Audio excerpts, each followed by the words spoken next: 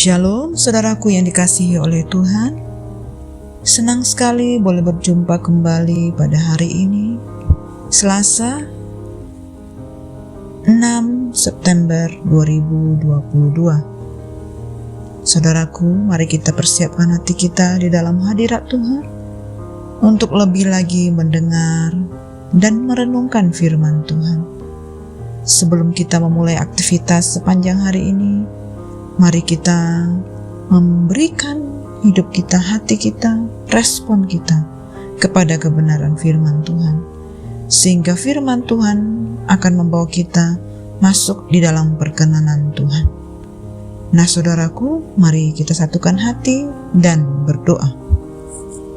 Bapa kami yang di surga, dikuduskanlah namamu, datanglah kerajaan-Mu dan jadilah kehendak-Mu di dalam hidup kami seperti di surga. Ya Bapa, kami sungguh bersyukur karena Engkau terus memelihara kami. Engkau memberikan kami kesempatan untuk dapat melakukan bagian kami dengan sungguh-sungguh. Kami bersyukur kalau saat ini kami rindu mendengar firman-Mu. Berbicaralah bagi setiap kami. Kami haus, lapar akan firman-Mu. Urapi kami, ajar kami, sehingga Roh Kudus memberikan kami pengertian, kemampuan untuk dapat mengaplikasikan dalam kehidupan sehari-hari. Berkati kami dimanapun saat ini berada. Engkau yang menjamah setiap kami. Terima kasih Bapa, firman-Mu menjadi rema di dalam seluruh hidup kami.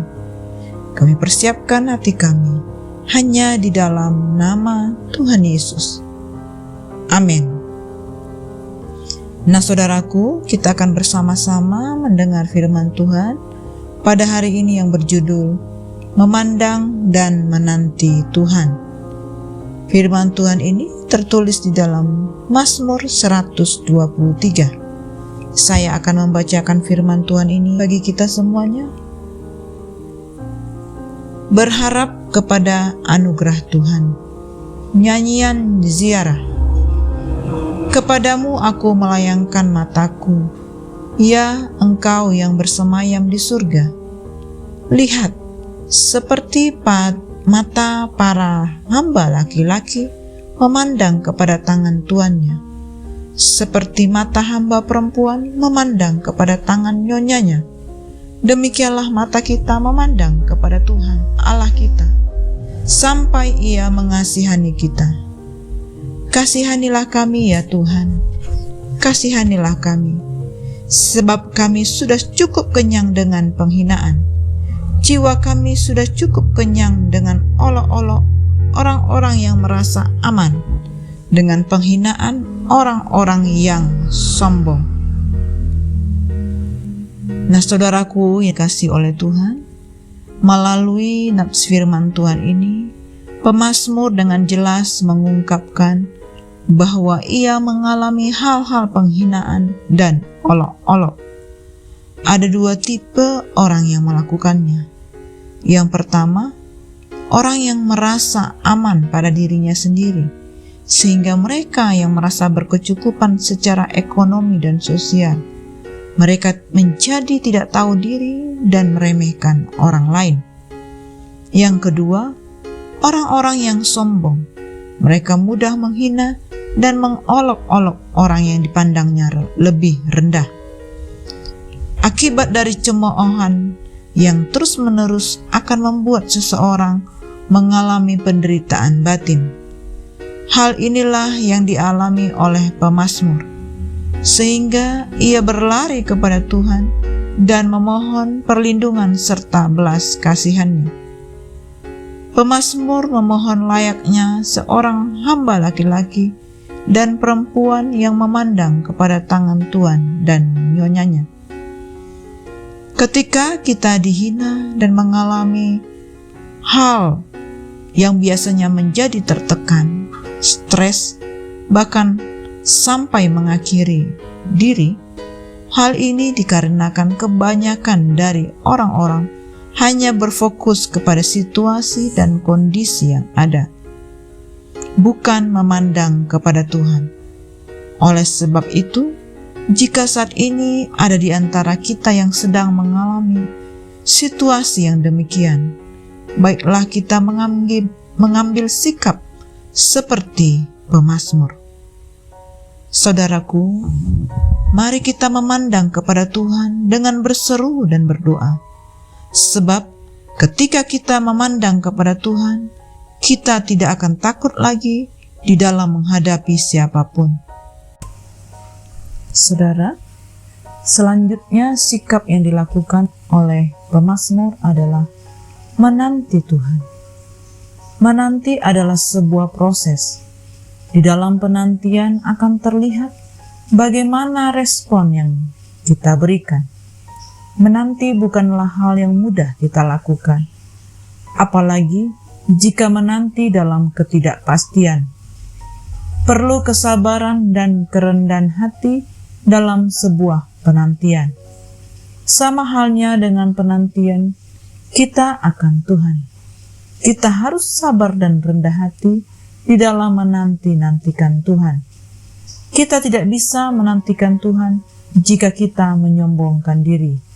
Bahkan, kita harus memiliki kerendahan hati seorang hamba di dalam menantikan tuannya ketika menantikan Tuhan. Sebab, hanya orang yang rendah hati yang bisa menggantungkan hidupnya dan mengandalkan Tuhan sepenuh hati. Oleh karena itu, mari kita nantikan Tuhan dengan kerendahan hati seorang hamba, sehingga kita lebih kuat dari sebelumnya dan kita pun akan mendapat stamina yang tidak biasa. Dan kita percaya, bila kita setia memandang kepada Tuhan, Allah yang penuh kasih akan memberikan pertolongan. Dan dengan menantikan janji Tuhan, pertolongan Tuhan, maka kita akan mendapat belas kasih dari Tuhan. Saudaraku, mari kita terus lakukan seperti yang Tuhan Yesus lakukan, yaitu menjaga hati kita agar tetap fokus kepada tujuan yang kita sedang nantikan. Tidak ada manusia yang sempurna. Hanya Tuhan Yesus pribadi yang sempurna. Jangan sampai kita terjebak di dalam penghakiman, karena penghakiman adalah haknya Tuhan. Marilah kita ikuti keteladanan Yesus dengan mata yang tertuju kepada Dia dan menjadikan Tuhan Yesus sebagai pusat kehidupan kita. Hati-hati dengan jebakan iblis yang mengalihkan fokus kita, karena masih banyak orang-orang di muka bumi yang belum mengalami kasih Kristus. Saudaraku, marilah kita dengan segenap hati percaya, mengakui keberadaan Tuhan di dalam ketaatan untuk melakukan kehendak Bapa, sehingga kita sampai kepada garis tujuan yang Tuhan inginkan. Kita boleh mengakhiri pertandingan dengan benar dan menang. Saudaraku, mari kita boleh bersama-sama untuk memandang dan menantikan Tuhan lebih lagi. Demikianlah firman Tuhan, saudara. Kita satukan hati dan kita tutup di dalam doa. Bapa kami yang sungguh baik, kami bersyukur buat firman-Mu yang sudah kami dengar. Kami percaya berikan kami hati yang baru, hati yang sungguh-sungguh memandang kepada Tuhan dan menantikan Engkau sampai akhir hidup kami. Kami percaya Engkau menuntun langkah-langkah hidup kami, dan kami boleh memperoleh kemenangan demi kemenangan.